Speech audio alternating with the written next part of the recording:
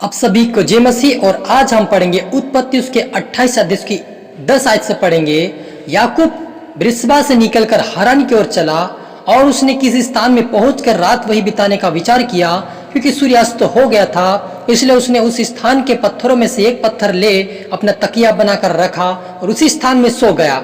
तब उसने सोपन में क्या देखा कि एक सीढ़ी पृथ्वी पर खड़ी है और उसका सिरा स्वर्ग तक पहुंचा है और परमेश्वर के दूत उस पर से चढ़ते और उतरते हैं। और यहोवा के उसके ऊपर खड़ा होकर कहता है, मैं यहोवा तेरे दादा अब्राहम का परमेश्वर, इसहाक का भी परमेश्वर हूँ। जिससे भूमि पर तू लेटा है उसमें तुझको और तेरे वंश को दूंगा, और तेरा वंश भूमि की धूल के किनकों के समान बहुत होगा, और पश्चिम पूरब उत्तर दक्षिण चारों दिशा फैलता जाएगा, और तेरे वंश के द्वारा पृथ्वी के सारे कुल आशीष पाएंगे। और सुन, मैं तेरे संग रहूंगा और जहां कहीं तू जाएगा वहां तेरी रक्षा करूंगा, और तुझे इस देश में लौटा ले आऊंगा। मैं अपने कहे हुए को जब तक पूरा ना कर लूं तब तक तुझको ना छोड़ूंगा। हालेलुया। हम छोटी सी दुआ करें।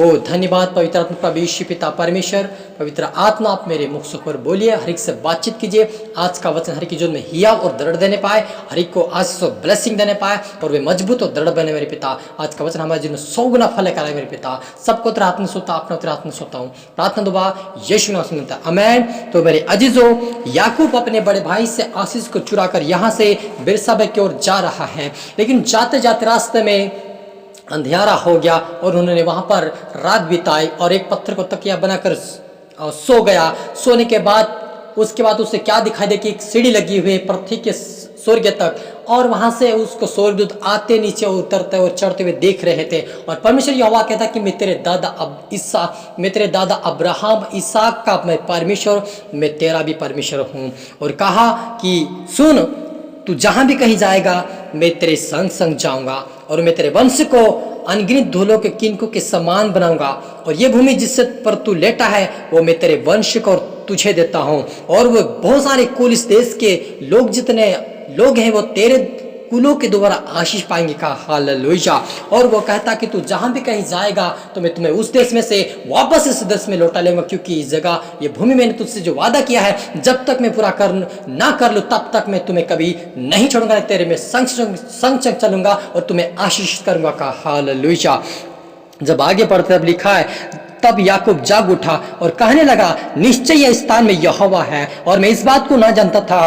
और भय खाकर उसने कहा, यह स्थान क्या ही भयानक है, यह तो परमेश्वर के भवन को छोड़ और कुछ नहीं हो सकता, और यह स्वर्ग का फाटक ही होगा। हालेलुया। यहाँ पर याकूब जाग उठा अपने नींद से और कहने लगा, यह तो परमेश्वर की एक अद्भुत जगह है, यह परमेश्वर का भवन को छोड़कर और कोई दूसरी जगह नहीं हो सकती है, यह परमेश्वर का स्वर्ग फाटक ही होगा। कहा हालेलुया। और भोर को याकूब उठा और अपने तकिए का पत्थर लेकर उस खंबा खड़ा किया और उसके सिर पर तेल डाल दिया, और उसने उस स्थान का नाम बेतल रखा, पर उस नगर का नाम पहले लुज था।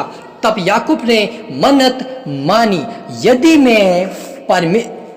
यदि परमेश्वर मेरे संग संग रहकर इस यात्रा में मेरी रक्षा करे और मुझे खाने के लिए रोटी और पहनने के लिए कपड़ा दे, और मैं पिता के घर में कुशल से लौट आऊं, तो यहोवा मेरा परमेश्वर ठहरेगा, और यह पत्थर जिसको मैंने खंबा खड़ा किया है वो परमेश्वर का भवन ठहरेगा, और जो कुछ तू मुझे देगा उसका दसमांश में अवश्य ही तुझे दिया करूंगा। हालेलुया। मेरे अजीजों, याकूब यहाँ से जाग उठा, उस पत्थर को खड़ा कर दिया, और वो कहता है कि उसने एक मन्नत मानी कि यहोवा परमेश्वर मुझे जहां मैं जा रहा अपने कुटुंबियों के पास जा रहा, वो अपने मामा लाबान के यहाँ अपने कुटुंबियों के पास जा रहा है। वो कहता कि मैं यदि वहां से मैं फिर वापस से सुरक्षित लौट आऊंगा, और यदि परमेश्वर मेरे रास्ते में रक्षा करे, मुझे खाने को दे, कपड़ा दे, परमेश्वर मेरी रक्षा करे, तो मैं सचमुच फिर वापस आऊंगा और परमेश्वर के निमित्त में यहाँ पर एक भवन बनाऊंगा, और मैं जो भी परमेश्वर यहाँ मुझे धन संपत्ति देगा, जो भी परमेश्वर मुझे देगा, उसमें से मैं दशमांश से हमेशा दिया करूंगा। हालेलुया। तो मेरे अजीजों, यहाँ पर याकूब ने एक मन्नत मानी, और जब हम आगे देखते हैं तो याकूब के पास लाखों में ऊँट, भेड़, बकरियां, बहुत सारे उसके पास धन इकट्ठा हो गया और वे धन के साथ वो अपने गांव वापस लौट गया। तो मेरे अजीजों, यदि आप और मैं आज यहोवा से यदि मन्नत मानते हैं तो आपको परमेश्वर हर कामों में सफल करेगा। चाहे आपका हर रास्ता बंद होगा, आज खुलेगा, आपके हर काम खुलेंगे, आपके हर परिवार आज से हर बंधन से आजाद होंगे, आपके हर काम आज खुलेंगे, हर बिजनेस आपका आशीष होगा, हर प्रकार की तुम्हें आशीष मिलेगी। चाहे कोई से भी आज तुम्हारी रुकावटें होगी, चाहे बंधन में बंधी होगी, लेकिन आज प्रभु के वचन के द्वारा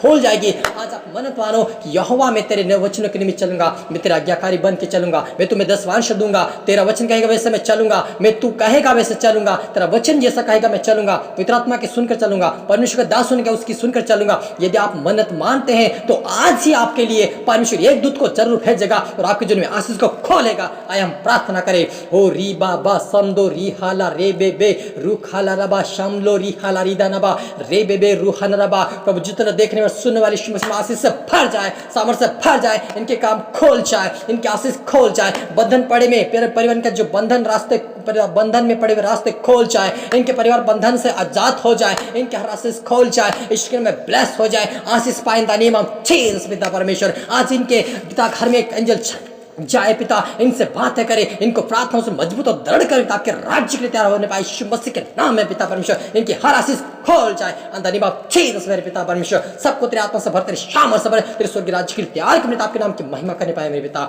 सबको तेरे आत्मा सौंपता हूं, आपने प्रार्थना दुआ यीशु के नाम से मांगते हैं, आमीन आमीन।